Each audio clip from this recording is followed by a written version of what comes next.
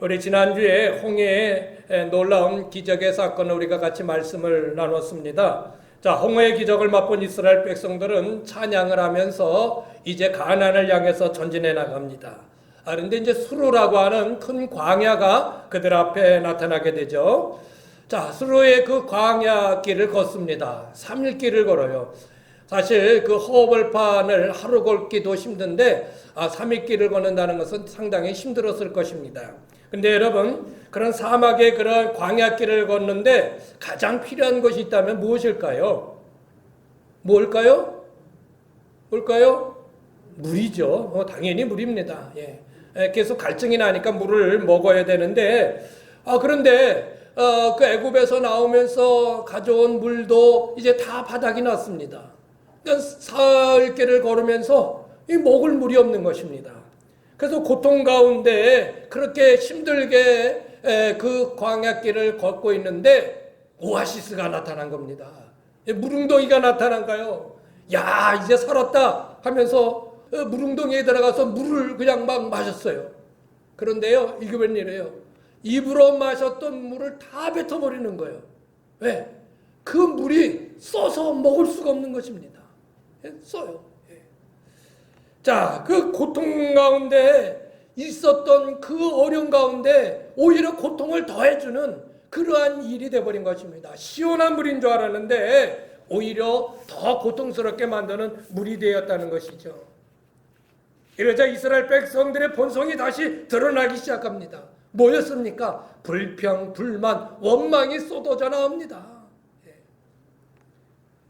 여러분, 이것이 인생입니다. 우리의 인생은요, 광야길을 걷는 것과 같습니다.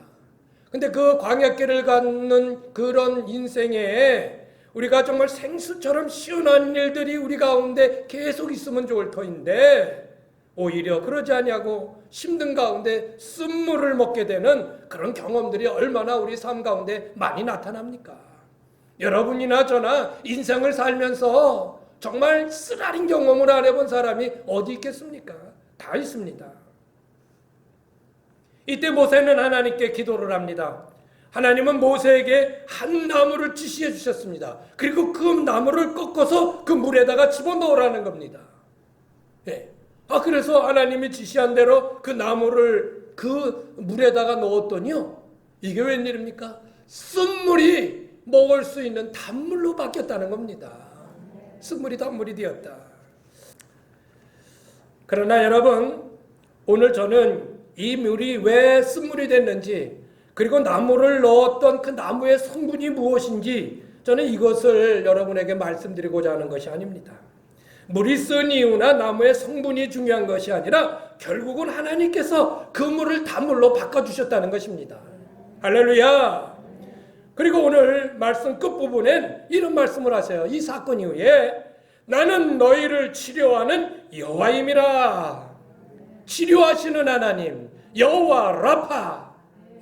크게 한번 해보실까? 여호와 라파. 그 말이 바로 치료하시는 하나님이라는 것입니다. 오늘 믿음의 대장정 16번째 믿음이란 치료하신 하나님을 믿는 것이라는 제목을 가지고 여러분과 같이 은혜를 나기를 원합니다. 하나님은 우리를 어떻게 치유하실까요? 치유의 과정들은 어떻게 될까요? 우리 같이 말씀을 보면서 은혜를 나누시겠습니다. 첫 번째는요, 읽어볼까요? 시작! 쓴물의 인생에서 단물의 인생으로 바꿔주신 이는 예수 그리스도시다 하는 것입니다. 여러분, 우리의 인생이 항상 불안할 수밖에 없습니다. 불현듯 찾아오는 아프고 쓰라린 일들을 우리는 피할 수가 없습니다. 어쩌다 즐거운 것들이 있다고 해도요, 인생의 결론은 하나님의 영원한 심판을 피할 수 없는 것입니다. 그것이 인간의 운명입니다. 이렇게 결론이 나 있는 이상 인생에게 단물이 어디 있습니까? 우리는 그렇게 힘들게 살아가다가 하나님의 영원한 심판 때에 설 수밖에 없는 것이 우리 인생의 운명이라는 것이죠. 그런데 어디에 우리의 인생에 단물이 있겠습니까? 그게 인생이라는 것이죠. 그래서 솔로몬이 이렇게 외칩니다. 그의 솔로몬의 고백입니다. 시작. 전도자가 이르되 헛되고 헛되며 헛되고 헛되니 모든 것이 헛되도다. 해 아래서 수고하는 모든 수고가 사람에게 무엇이 유익한가. 이 땅에서 사랑하며 행하는 모든 일들이 다 헛되다라고 솔로몬은 그렇게 고백하고 있는 것입니다. 그러니까 죄값으로 인한 심판이라는 이 근본적인 문제를 해결하지 못하고서는 인간이 이 땅에서 어떤 삶을 살든지 그것은 쓴물의 인생일 수밖에 없습니다. 결국 헛된 삶으로 막을 내리는 것이 인생이라는 것이죠. 어떤 사람은 뭐 잘 살는 것처럼 보입니다. 어떤 사람은 대단한 것처럼 보입니다. 어떤 사람은 높은 사람처럼 보입니다. 어떤 사람은 똥똥거리며 사는 것처럼 보입니다. 그러나 결론은 하나님의 심판 앞에 다 들어갈 수밖에 없다는 겁니다. 이것이 인간의 운명이라는 것이죠. 어떻게 이 문제를 해결할 수 있을까요? 오늘 말씀에 답이 있습니다. 여러분, 출애굽의 모든 과정은요, 신앙생활의 전 과정을 의미하는 것입니다. 여러 가지 상징적 의미를 가지고 있어요. 우리가 보았던 이제 애굽에서 나오게 위하여 어린 양을 잡았잖아요. 그 어린 양을 잡아 피를 흘리게 한 것, 결국 예수님을 상징하는 것입니다. 광야에서 이제 만나를 먹게 되는데요. 그리고 반석에서 물이 나오게 되는 것이고요. 성막제도라든지 이런 모든 것들이 다 상징적인 의미가 있습니다. 그런 가운데 오늘 말씀에 쓴물에 놓은 나무는 무엇일까요? 무엇을 의미하는 걸까요? 바로 예수 그리스도의 십자가, 그 나무에 달리신 그 나무 십자가를 의미하는 것입니다. 여러분 믿습니까? 예. 그리고 예수님 자신을 의미하는 것입니다. 우리는 예수 그리스도의 십자가를 통해 근본적인 인간의 문제를 해결하게 된 것입니다.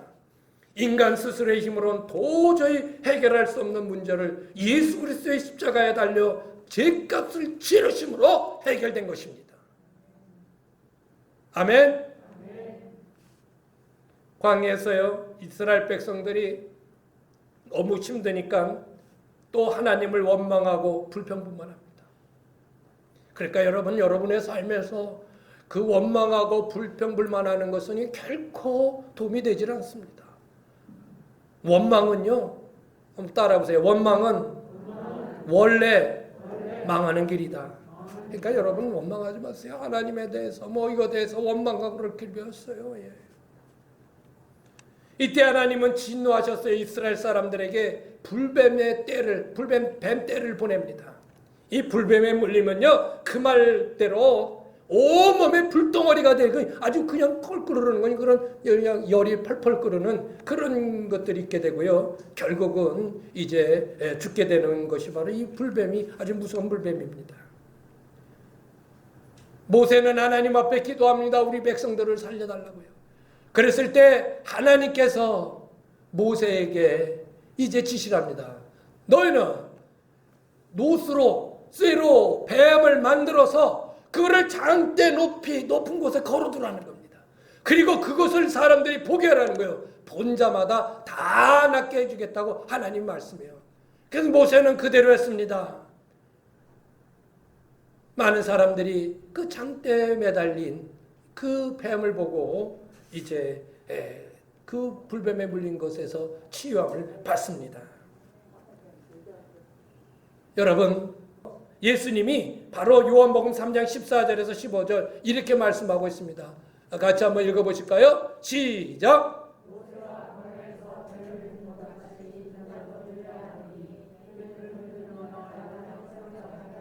모세가 광야에서 노뱀을 만들어서 높이 들은 것처럼 인자도 그렇게 나무에 높이 들려야 하리라. 결국 노뱀에서 장대에 매달린 것은 바로 예수님을 상징하는 것입니다. 바울은 또 이렇게 고백합니다. 시작! 그리스도께서 우리를 위하여 저주를 받은 바 되사 율법의 저주에서 우리를 속량하셨으니 기록된 바 나무에 달린 자마다 저주 아래 있는 자라 하였음이라. 예수님이 그 나무 십자가에 달리신 것은 그에게서는 저주였지만 우리에게는 축복이 되었습니다. 그에게는 쓴 고통이었지만 우리에게는 단물의 인생으로 바꿔주는 기회가 된 것입니다. 예수님을 통하여 우리의 쓰라린 인생이, 우리의 쓴 인생이 단물의 인생으로 바뀌게 된 것입니다. 그래서 바울은요, 우리가 이 땅에서 무엇을 자랑하며 살아야 될까? 우리가 이 땅에서 자랑할 것이 지식일까?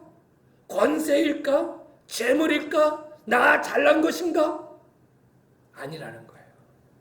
내가 자랑할 수 있는 것은 예수 그리스도의 십자가밖에는 없다. 그래, 너희들이 아는 것처럼 나 많이 배웠다. 많이 배운 사람입니다, 바울이요. 모든 율법에 통달한 사람입니다. 예? 시브린 중에 시브리고요. 예? 베냐민 집회에 속하였고 사내들인 공회원입니다. 국회의원이었습니다. 그의 아버지는요, 아주 큰 장막을 깃고 만드는 아주 큰 부자였습니다. 뭐가 부족한 것이 있습니까? 그런데 나 그거 아무 소용없다. 그런 거 내가 자랑할, 사람들은 자랑할지 모르지만 그건 나 똥 같다 하는 게 똥 같다. 배설물 같다. 내가 자랑할 한 가지가 있으니 나를 구원하신 십자가. 나를 구원하신 십자가. 나는 십자가 외에 자랑할 게 없다. 여러분은 무엇을 자랑하십니까? 여러분에게 대단하게 여겨지는 것이 무엇이 있습니까? 바울은 나는 십자가 외에는 없다. 저 주님의 십자가가 우리로 하여금 쓴물 인생을 단물 인생으로 바꿔주신 것입니다. 예수 안에서 우리는 완전히 운명이 바뀐 것이 된 거예요. 예. 어떤 사람을 막, 내 팔자는 왜 이렇게 드세? 예? 왜 이렇게 팔자가 드세? 사주팔자가 늘 안 좋게 나와? 뭔가 보기만 하면 게. 여러분 상관없습니다. 예수 믿으면 팔자가 바뀌는 겁니다. 따라해보세요. 예수 믿으면 팔자가 바뀐다. 예? 팔자가 구자가 되든지 십자가 되든지. 예? 인생이 바뀌는 거예요. 예수 믿으면. 예? 저는 이 생각을 할 때마다 그냥 팔짝 뛸 도록 그냥 팔짝 뜁니다. 제가 예수 믿지 않았다면 지금 내가 뭘 하고 있었을까. 예? 운동하는 애들하고 그 코친데 그런 데서 그냥 휩쓸려가지고 그렇게 살지 않을까. 예? 그런 생각을 가끔 할 때가 있어요. 예수님을 통하여서 우리의 인생이 바뀌었다. 바뀌었다. 두 번째는 뭘까요? 시작. 우리의 깊은 상처를 치유해 주신다는 것입니다. 우리의 깊은 상처를 치유해 주신다. 여러분, 우리가 상처 없이 살 수 있을까요? 여러분, 지금까지 몸에 상처를 한 번도 안 입은 사람이 있어요? 뭐 어떻게 해서도 까지기라도 했을 거 아니에요? 상처는 다 있게 됐어요. 상처로 본다면 저도 못지 않습니다. 여러분, 제 코에 큰 상처 보이시나요? 여기에 큰 상처가 있습니다. 2살 때 아장아장 간신히 걸린 건데 엎어졌는데 해필려 깡통으로 엎어졌어요. 그 오줌 깡통에 엎어져가지고 코가 찍힌 거예요. 그래가지고 코가 덜렁덜렁 하는 거예요. 내 얘기가 아니라 우리 어머니 얘기십니다. 네. 그걸 어떻게 해요? 그냥 코가 덜렁덜렁해요. 65년도에 2살 때 65년도에 무슨 표어머니 뭘 가서 꼬매요. 꼬매기는 대충 붙여놨더니 이렇게 됐어요. 그러니까 자세히 보면 이렇게 코에 이렇게 여기서부터 이렇게 찢어진 자국이 있어요. 예. 3살 때는요, 아궁이에 불대나무를 내가 뭘 줬는지 거기에 기어 들어가다가 그 아궁이 입구에다가 머리를 띄어가지고 제적인 500원짜리 동전만은 그 상처가 지금도 머리가 나잖아요. 뒤에 머리는 그것이 있습니다. 4살 때는 형아 장난하다가 내가 주저앉았는데 하필 하루에 주저앉아가지고요. 얼른 엄마가 일으켜 세우는데 이놈께 나이론 바지를 입어가지고 속으로 타서 엉덩이에 늘러붙었네. 그래가지고 제 엉덩이 보여줄 수는 없지만 화상이 쭉 있습니다. 예. 10살 때는요, 정월 대보름날 집으로 내려갔는데 동네 형이 돌리는 깡통에 머리를 얻어맞아가지고요, 깡통이 3cm가 찢었어요. 여기 머리가 3cm가. 여기 보세요. 여기 이렇게 쭉 상처 있습니다. 예.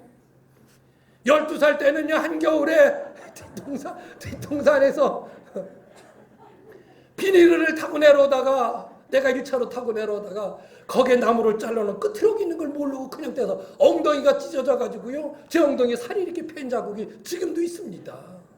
예. 부스럼에 상처가 있고요. 계단을 뛰어 올라다가 가이당에 넘어져 가지고 그 날카로운 곳에 이 청갱이를 까져 가지고 살이 뼈가 보일 정도로 패였고 살이가 펴있고요. 야구공에 만져 가지고 여기 상처가 지금도 있고요. 예. 공 차다가 왜 하필 공을 주소러 가는데 콩쿠리트로 가가지고 그 콩돌이를 내 축구가 얼마나 미끄러 뻗쩍 찌는데 세상에 쭉 미끄러져 가지고 살이 다 벗겨졌어요. 정강의 살이. 그건 뭐 그까짓 거는 상처도 아니요. 한두 군데가 아니요. 상처가 보통 많은 게. 더 얘기해 줄래도 오늘 뭐 예배 끝날 때까지. 그런데 여러분 보이는 상처는 나요. 괜찮아요. 그런 상처들은 치유하기 쉬워요. 그까지 깎여진 게 하나 바르면 끝이요. 예. 깎여진 거 바르거나 뭐 살패였으면요 오징어 거 이렇게 가루 해가지고 오징어 픽픽픽 해가지고 오징어 가루 바르면 금방 꾸덕꾸덕해져요. 뭔지 모르시면 어쩔 수 없고. 보이는 상처는 치료하기 쉽습니다. 그런데 우리 안에 수많은 보이지 않는 상처들이 있다는 거예요. 그것으로 끝나지 않고 그것들이 평생 나를 괴롭게 하는, 정말 쓴물이 돼서 나를 괴롭게 하는, 얼마나 힘들게 하는지 모릅니다. 그런데 오늘 하나님 우리에게 말씀하십니다. 나는 너희를 치료하는 여호와라. 할렐루야. 하나님은 우리의 깊은 상처, 보이지 않는 상처까지 치유해 주시는 분이라는 것입니다. 마라의 이물은 아마도 오래전부터 순물로 있었을 것입니다. 뭐 그때만 순물이 되지 않았겠죠. 올해부터 순물이 그 지역 이름이 마라입니다. 쓰다라는 뜻이죠. 그러나 아무리 오래된 쓴물도 하나님은 단물로 바꿔주실 수 있습니다. 우리 안에 있는 아주 쓰라린 상처들을, 아주 오래된 상처들도 하나님은 치유하실 수 있습니다. 어떤 상처든지 치료할 수 있는 분이 우리 하나님이시라는 거예요. 예수님의 십자가가 우리의 근본적인 인간의 문제를 해결할 수 있는, 죽음에서 생명으로 우리를 치유해 주셨다면 이제는 우리 안에 쌓여있는, 그리고 우리도 잘 알지 못하는 내 안에 깊숙이 내재되어 있는 상처들을 주님은 치유해 주실 수 있다는 것입니다. 예수님이 사마리아 지역으로 제자들과 함께 가는 도중에 목이 말라서 한 우물에 앉으셨습니다. 근데 그때 한 여인이 우물에서 물을 깃고 있었어요. 숨을 푹 한숨을 내쉬면서 물을 깃습니다. 여자야, 물 한 모금만 주셔. 그랬더니 이 여자가 그 물 한 모금 묻어, 냉수 한 대접 그거 주면 뭐 오죽 좋아요? 톡 쏘아 붙이는겨? 아니, 그 고귀하신 유대인들도 나같이 천한 사마리아인한테 물을 달라 하시오? 예수님은 그 안에 아주 깊은 상처가 있음을 보셨습니다. 그 여인이 물을 깃는다는 그 의미는 그 안에 아주 큰 상처가 있어서 그 상처를 해결해 보려고 아주 갈급함 속에 살아가고 있다는 것을 그 상징적으로 보여주는 거예요.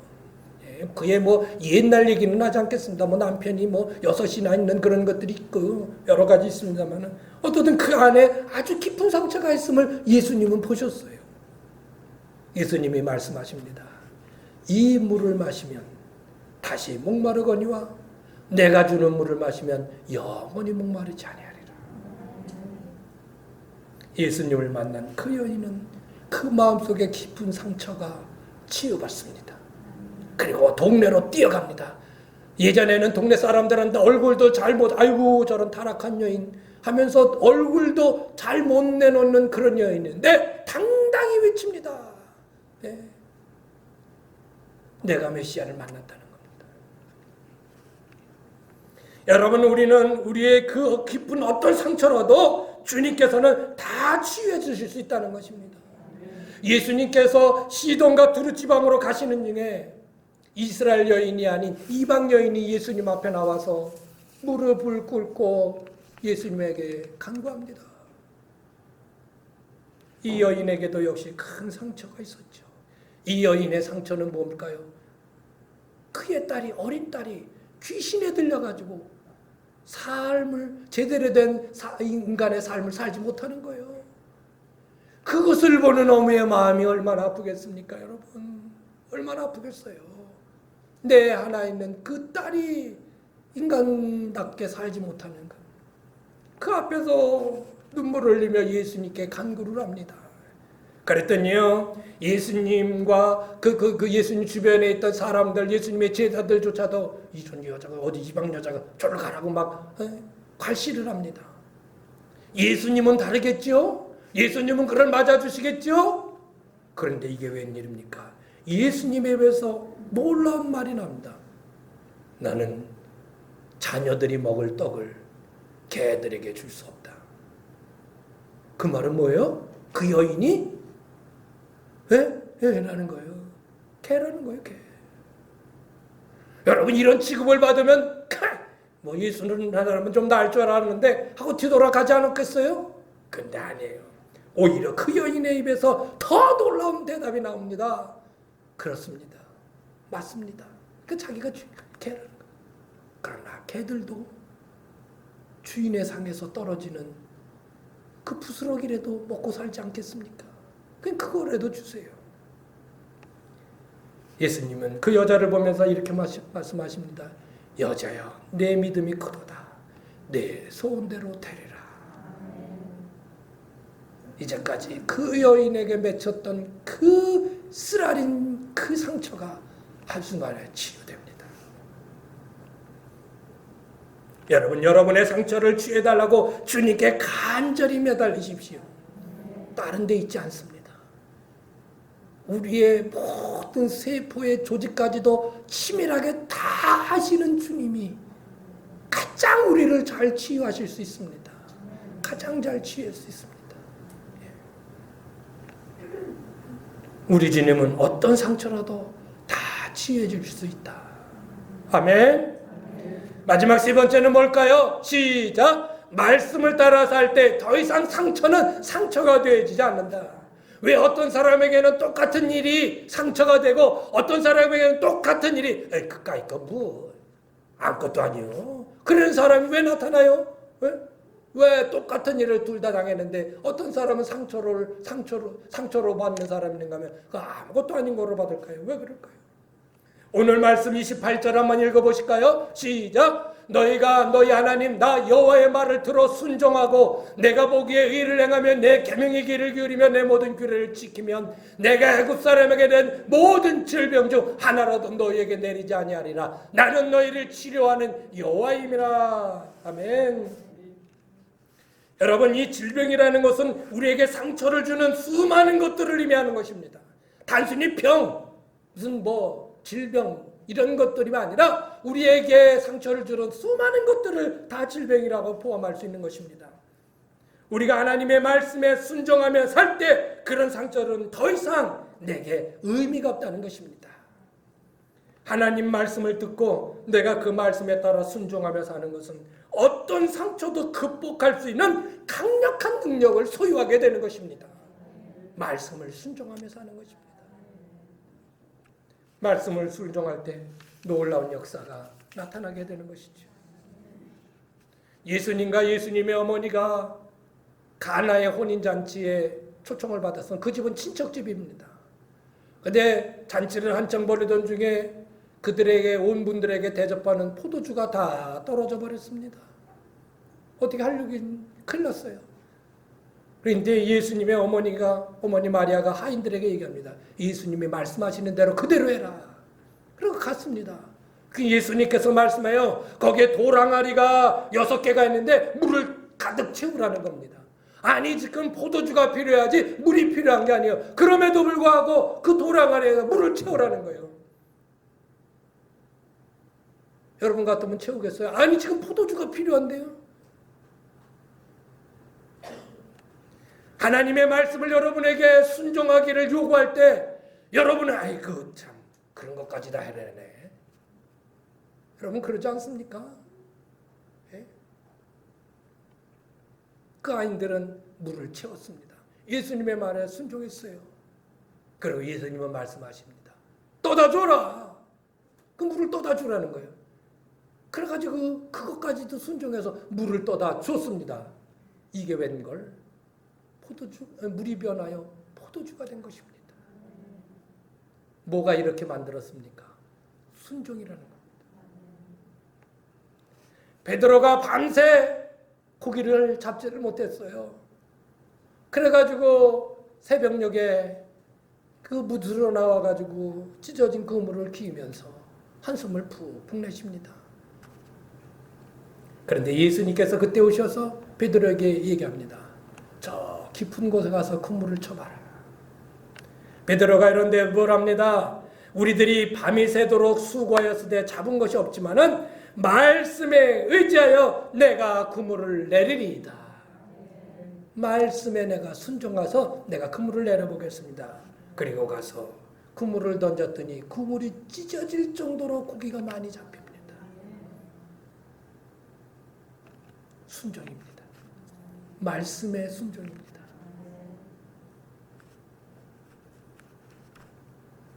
아람 나라의 군대장관 나아만이 흉악한 병에 걸렸어요. 지금 한센병이라 그랬는데 이제 문둥병이라고 그랬죠. 문둥병 장군이 대장군이 그 문둥병에 걸렸어요. 근데 소문에 그러니까 이스라엘에 아주 훌륭한 선지자가 있다는 거예요. 능력 많은 선지자가 있다는 거예요. 엘리사 선지자예요. 그에게 왔습니다. 그랬더니 엘리사 선지자는 밖에 나가보지도 않습니다. 방에 들어서 그 종에게 얘 가서 저 요단강에 가서 7번 목욕을 하고 가라 그래라. 그래가지고 종이 가서 우리 주인님이 우리 선지자님이 요단강에 가서 7번 목욕하고 가래요. 화가 났습니다. 나와보지도 않고 말을 하려는데 고쳐주지도 않고 목욕을 하라. 우리나라에는 목욕할 물이 없나? 내가 여기까지 이 먼 데까지 아람 나라에서 이 이스라엘까지 아주 멀거든요. 이 먼 나라까지 와서 내가 목욕하러 온 줄 알아. 가자! 라고 화를 푹푹 내면서 갔습니다. 가다가 종이 얘기를 합니다. 나만 장군의 종이 주인님 아니 그 선지자가 더 큰 일을 시켜도 하지 않았겠습니까? 그 목욕하려는데 뭐가 어려워요? 그러니까 그럴 만도 해요. 그래서 그 요단강 지나가서 거기서 목욕을 했습니다. 몇 번 하라고요? 7번 하라고요. 그럼 한 번 툭 물에 들어갔다가 나와요. 그 7번을 해야 다 나면 그 한 번에면 약 한 14.3% 정도는 나야 돼요? 아니면 6번 정도 되면 8, 9, 10%는 나야 돼요? 문둥병이 고쳐져야 돼요? 그래요? 아니요? 뭔 얘기하는지 몰라요? 아니었어요. 7번이 그대로 6번까지는 그대로 문둥병을 가지고 있었는데 7번이라는 그 숫자에 완전히 순종하니까 나오는 순간 그 모든 그 병들이 다 나음을 잊게 된 것입니다. 하나님의 말씀에 능력이 있는 사실을 얼마나 더 예를 들어 여러분에게 설명할 수 있겠습니까? 밤새라도 할 수 있습니다, 여러분. 말씀의 순종이 능력인 것입니다. 네, 여러분. 예수 믿으면서 말씀에 순종하지 아니하면서 어떤 복을 더 기대할 수 있겠습니까? 그럴 수 없습니다. 그럴 수 없어요. 그럴 수 없어요. 예수 믿는다는 것 곧 이름 하나 가지고 여러분이 뭘 잘 되기를 원하시고 뭔가 대단한 일이 일어나기를 원하십니까? 그럴 수 없습니다. 순종입니다. 그저 순종인 것입니다. 말씀에 순종하며 서는 성도들에게 어떠한 상처도 더 이상 상처가 되지 않습니다. 그것은 하나님이 치료하시는 하나님이시기 때문에 그렇습니다. 말씀에 순종하는 여러분 되시길 바랍니다. 네. 성경에 나오는 이 수많은 말씀이 이 약속의 말씀인 것입니다. 너희들이 이렇게 살면 이렇게 해주겠다고 하는 약속의 말씀이 여기에 기록되어져 있습니다. 먼데 딴 데 가서 찾지 마십시오. 이상한데 울긋불긋한 데 가서 어떻게 살아야 뭐를 해야 복이 받느냐고 물어보지 마세요. 여기에 다 답이 있는데 어디 가서 딴 데 가서 찾으십니까? 말씀에 순종하는 여러분 되시길 바랍니다. 말씀을 마칩니다. 오늘 말에 쓴물을 만난 이스라엘 백성들에게 먹지 못할 그 물을 단물로 만들어서 먹을 수 있는 물로 만들어 주신 치료하시는 하나님에 대해서 같이 말씀을 나눴습니다. 여러분. 우리는 나무에 달리신 예수님을 통해 근본적인 죽음에서 치료받아 생명으로 고침을 받았습니다. 우리의 보이지 않는 상처들, 아주 깊은 상처들, 아주 오래된 상처들, 그리고 앞으로 있게 될 어떤 상처도 주님을 통해 다 치료받을 수 있습니다. 상처를 치료받은 우리는 이제 하나님의 말씀을 순종하며 살아갈 때, 이제는 하나님의 말씀밖에 없다, 나는 주님의 말씀을 붙들고 살리라고 하는 결단과 함께 주의 말씀을 순종하며 살아갈 때, 여러분에게 더 이상 상처는 상처가 아닙니다. 그 일은 더 이상 여러분을 괴롭히지 않습니다. 믿음은 무엇입니까? 우리의 상처를 치료해 주시는 하나님을 믿는 것입니다. 그것이 믿음입니다. 그 치료의 하나님이 여러분 안에 내재해 있는 깊은 상처라도 모두 다 치료해 주시기를 주의 이름으로 축원합니다.